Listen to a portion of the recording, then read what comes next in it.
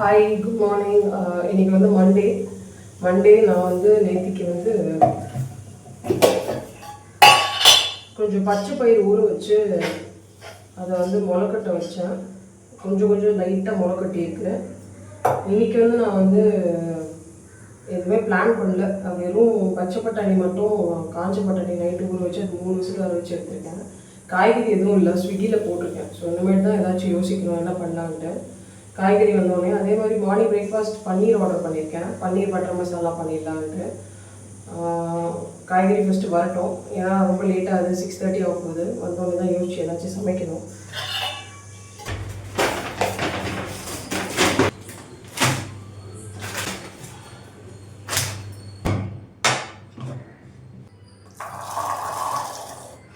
மார்னிங்க்கு வந்து இப்போ வந்து குருமா மட்டும் பண்ணிவிட்டு அது சப்பாத்திக்கும் தொட்டுக்கலாம். அதே மாதிரி ஆஃப்டர்நூன் லஞ்சுக்கும் அதை வந்து யூஸ் பண்ணிக்கலாம். ஸோ நான் வந்து குருமாவை தான் பண்ண போகிறேன். ஆலு பரோட்டா பண்ணலாம்னு இருக்கேன். ஸோ அதை ஸ்டாப் பண்ணிட்டு சப்பாத்தி பண்ணிடலான்னு மாற்றிட்டேன். ஏன்னா வந்து நேற்றுக்கே வந்து நான்வெஜ் ரொம்ப ஹெவியாக இருக்குது. ஸோ லைட்டாக தான் டின்னர் வேணும்னு கேட்டாங்க. ஸோ எல்லோரும் 2 சப்பாத்தி 1 சப்பாத்தி தான் சாப்பிட்டு போவாங்கன்னு நினைக்கிறேன். ஸோ அதனால் ஒரே ஒரு குருமா மட்டும் வச்சா போதும். அதுக்கப்புறமா எனக்கு வேலை இல்லை.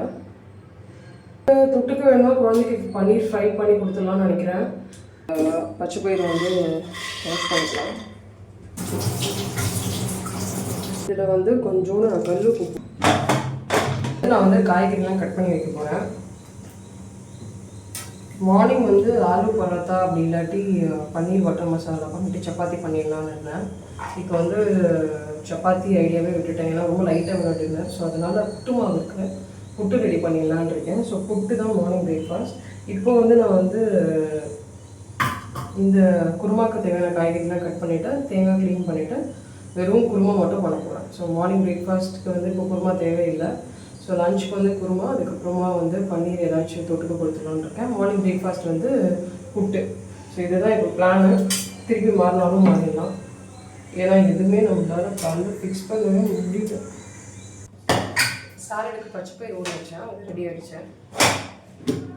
பச்சை பயிர் வெந்தோடனே அதை எடுத்து வச்சுட்டு நெக்ஸ்ட்டு வந்து நான் வந்து குருமா தான் ரெடி பண்ணேன். எண்ணெய் சேர்த்துட்டு வெங்காயம் சேர்த்துட்டு வெங்காயம் வதங்கணும். அதுக்கப்புறமா வந்து நான் கொஞ்சம் இஞ்சி பூண்டு பேஸ்ட் சேர்த்துட்டு ராஸ்மெல் போட்டதுக்கப்புறமா இனிமேட் வெஜிடபிள்ஸும் ஆட் பண்ணோம். தக்காளி ஆட் பண்ணிவிட்டு நான் கொஞ்சம் லைட்டாக மசிச்சிட்டேன். அதுக்கப்புறம் கேரட், பீன்ஸ், உருளைக்கிழங்கு, வேக வச்ச பச்சை பட்டாணி, இது 3 விசில் வேக வச்சுட்டேன். வெறும் பட்டாணி மட்டும் சேர்த்துட்டு கொஞ்சம் மஞ்சத்தூள், குழம்புத்தூள், தண்ணி வந்து கொஞ்சோண்டு விட்டால் போதும், ஈஸியாக குக் ஆகிடும். 1 விசில் தான் ப்ரெஷர் குக் பண்ண போகிறேன். கொஞ்சோண்டு விட்டுட்டு மூடி வச்சுட்டேன்.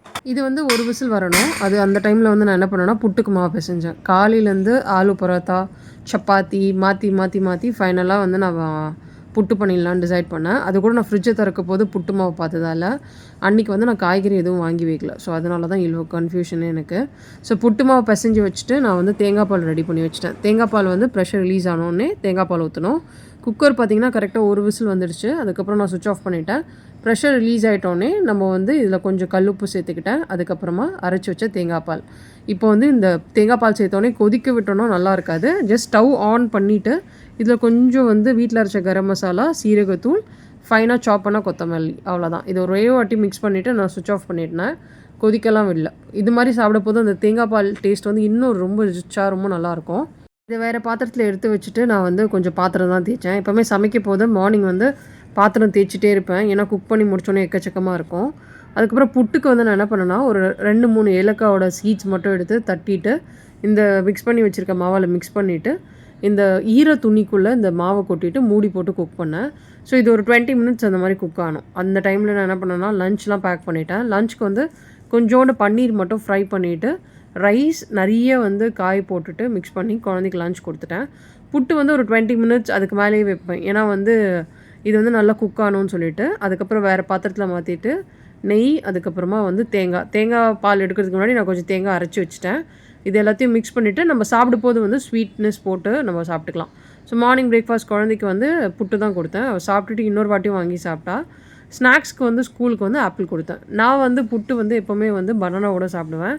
ஸோ மார்னிங் பிரேக்ஃபாஸ்ட் வந்து நான் புட்டு பனானா வச்சு சாப்பிட்டுட்டு கொஞ்சம் சாலட், இதில் வேக வச்ச பச்சை பயிறு, அதுக்கப்புறம் குக்கும்பர், கேரட், மாங்காய் வந்து இது வந்து ரொம்ப ஸ்வீட்னஸோடு இருக்கிற மாங்காய், ரொம்ப டேஸ்ட்டாக இருக்கும். சாப்பிட்டு முடிச்சுட்டு நான் வந்து கொஞ்சம் காய்கறிலாம் எடுத்து க்ளீன் பண்ணி வச்சுட்டு அதுக்கப்புறமா வந்து ரைஸ்லாம் ஊற வச்சுட்டு வெளியே கிளம்பிட்டேன்.